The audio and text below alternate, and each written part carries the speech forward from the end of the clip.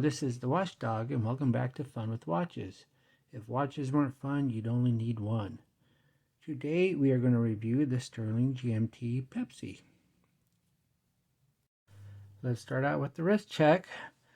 I'm wearing my Casio MDV 106 Duro, also known as the Marlin. Grego is wearing a Bobo Bird wooden chronograph. My wife says that when I do the opening Grogo joke, my delivery is kind of wooden. Would you believe that? Here is the watch. It looks a lot like a Rolex GMT Master 2, specifically the Pepsi model. Stuhrling also makes this in a Batman, a root beer. They also make it in a yellow two-tone with a completely black bezel. The reference number when I ordered this from Groupon was GP17134. But if you go to the Stuhrling website and eBay, it's a $39.68. I emailed Stuhrling and asked them if there was a difference between the two models, and I have not gotten a response yet. When I do get a response from Stuhrling, I will add a comment to this review. Stuhrling sells this on their website for $165. It seems kind of high right now, but there are always discount codes you can get for Stuhrling, which will take the price down a bit. This is going for $75 on Groupon, and I bought mine on Groupon because I had a $35 credit from some Groupons I did not use. So this watch actually only cost me $40. But I didn't realize that Groupon had a different reference number than Stuhrling, so I don't know if I got a different watch or not.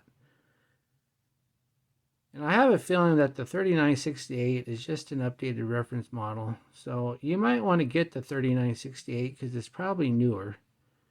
And right now you can get the 3968 on eBay for $77. If you don't like the Jubilee bracelet, if you want the Oyster bracelet, you can get the 3965 on eBay for $89.99. This watch is 42 millimeters, 49 millimeters lug to lug, and 12 millimeters thick. It weighs 126 grams, which is not too heavy. It has a Cristerna crystal, which is Stuhrling's own proprietary crystal material. And I did a scratch test on Cristerna in a previous video, and it passed with flying colors. Cristerna is highly scratch resistant and cheaper than sapphire. Plus, I don't think it has as much glare as sapphire, and you don't need anti-reflective coating for it. It has a decent Cyclops that does some pretty good magnification. I don't know how you feel about Cyclops or not, but we can all agree that no Cyclops is better than a really bad Cyclops that doesn't magnify. This one does a decent job. The watch has a Ronda 515.24H movement. Ronda is a Swiss company, and I have a Fossil watch with a Ronda movement. And I had opened that watch in a previous review, and it said Swiss parts Thailand made. So it's basically a Swiss movement assembled in Thailand. And I wanted to check this watch to see if its movement was made in Thailand or not. So I took off the back, and it said Swiss parts, but it didn't say anything about where it was assembled.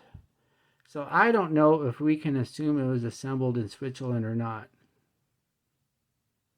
Stuhrling seems to be very proud of Swiss stuff when it can, and I don't see the word Swiss movement on the bottom. And I have a feeling if it was assembled in Switzerland, Stuhrling would have put Swiss movement on the bottom. However, it is indeed Swiss parts and a Swiss movement. It just probably was not assembled in Switzerland. I can't think of any reason why the people of Thailand can't put together a quartz movement any better than the people in Switzerland.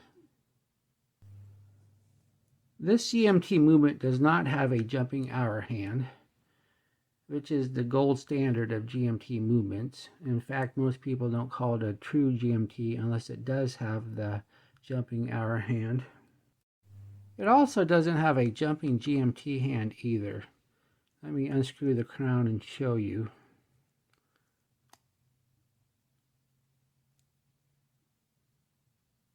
And as you can see, the GMT hand moves smoothly.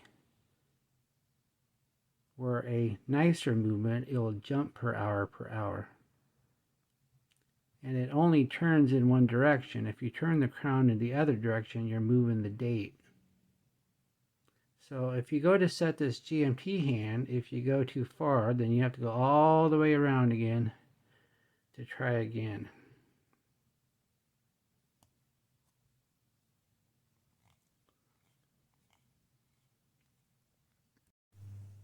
The second hand misses every minute indicator. I don't blame the movement. I think they just didn't align the hand properly when they assembled the watch, because it misses noon. I bet I could take this watch to my local watch guy and he could probably line the hand for me. I have never ever removed or reset hands before, so I don't know if I'd want to try to tackle that on my own. The watch looks like it's stainless steel, and a lot of it is, but the case itself is an alloy. What kind of alloy, I don't know. I'm just going by what it says on the description on the eBay posting for this watch. A good rule of thumb is if the case is 100% polished, that means that the case is plated, and then it's not really stainless steel. But even though it's not stainless steel, it still has some fairly good heft to it, and it doesn't feel cheap. Also, the case back says stainless steel, but on my Stuhrling Panda that I have, it says all stainless steel. So I have a feeling if it was a stainless steel case, it would say all stainless steel and not just stainless steel. The case back also has an image of a submarine on it because this is an Aqua-Diver. And I don't know why it is an Aqua-Diver. It is a GMT watch. It's not a dive watch. It has 100 meters of water resistance, which isn't enough for a dive watch. Plus it doesn't have a loom pip on the bezel, so you can't use it to time your dives. Plus it's a 24-hour bezel anyway, which is useless for dive timing.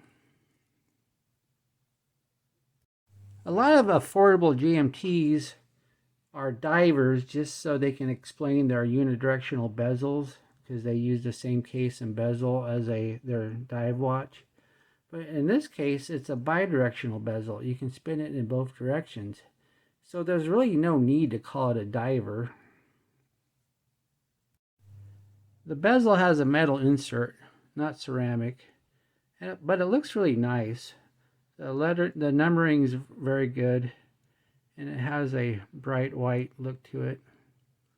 The blue and the red are the right tone. Since the bezel doesn't click, it is just held in place by friction, so it's kind of difficult to turn. I don't know if it will loosen up or not the more you use it, but I hope not, because you wouldn't want it to be loose.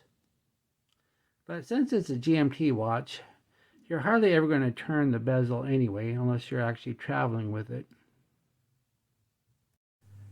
The bracelet is a true 5-link Jubilee with polished central links and brushed edges.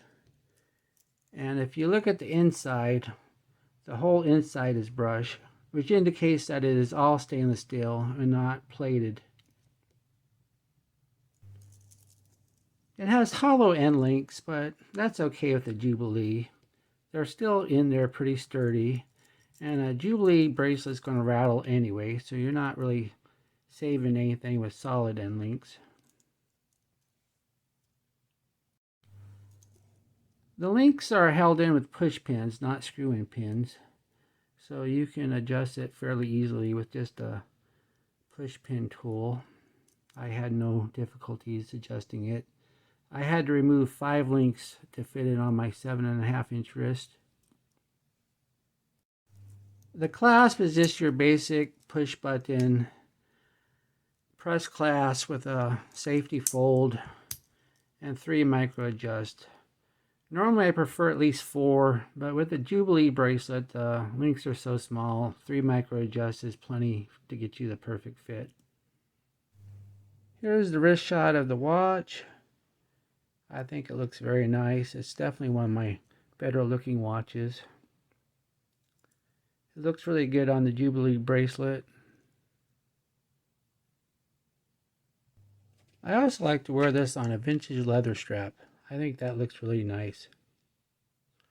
I'm often swapping between the bracelet and this strap.